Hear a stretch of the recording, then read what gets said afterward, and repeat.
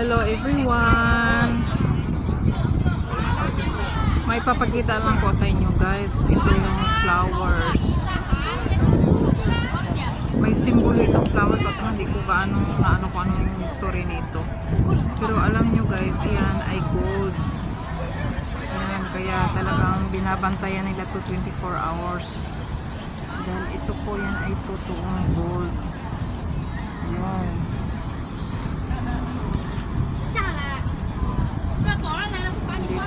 Dito sa bandang Wanchay sa may convention center.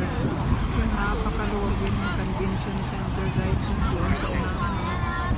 Ang luwag-luwag niya. Nakapasok na ako yan dati dahil may nagpo-concert na artista na galing sa atin. Kaya nakapasok. Dito lang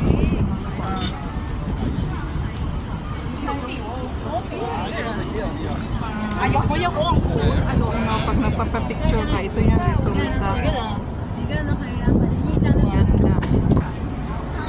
Yan yun. Pag nagpapakuha ka sa kanila, pag nagpapapicture ka, yun yun. Mga photographer. Meron akong picture niyan, mga matagal na rin. Noon pa. Pero winter time yun nagpunta ako. Yun ang ganda dito, napaka-fresh air. Fresh na fresh yung lugar dito sa may bandang Wanchay kasi nga yung dyan din terminal ng ferry yun ang ganda niya. Ang ganda pumunta dito guys pag mga may okasyon, mga Pasko, New Year kasi nga bukod niyan yung may flower na gold, may mga decoration dito. Ang gaganda ng mga decoration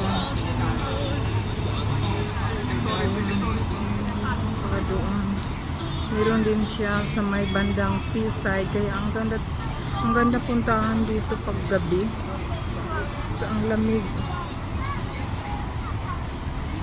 Ang gandang lugar, napakagandang lugar. Tingnan nyo guys, sobrang laking, sobrang lawak niyan yung convention center.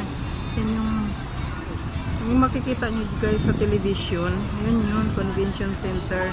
Ang luwag yun, napakaluwag niyan dahil dalawa o tatlo yata ako nakapasok dyan sa loob.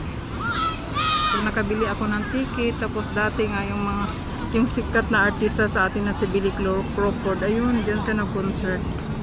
Lawak niyan sa loob. Ang naalala niyan guys, yung medyo magulo yun dito sa Hong Kong dahil sa mga rally-rally. Ayun, talagang pinoprotektahan talaga nila, hindi nila masisira yan kasi nga hindi yan siya basta-basta, stainless yata yun eh. Hindi naman siya basta-basta magiba, pero sayang din naman siyempre pag gigibaan yan sa baba, hindi pangit na rin, kaya pinoprotektahan nila hindi yan siya magigiba. Okay, thanks for watching. Bye. Ayun guys, ayun na, gaganda naman.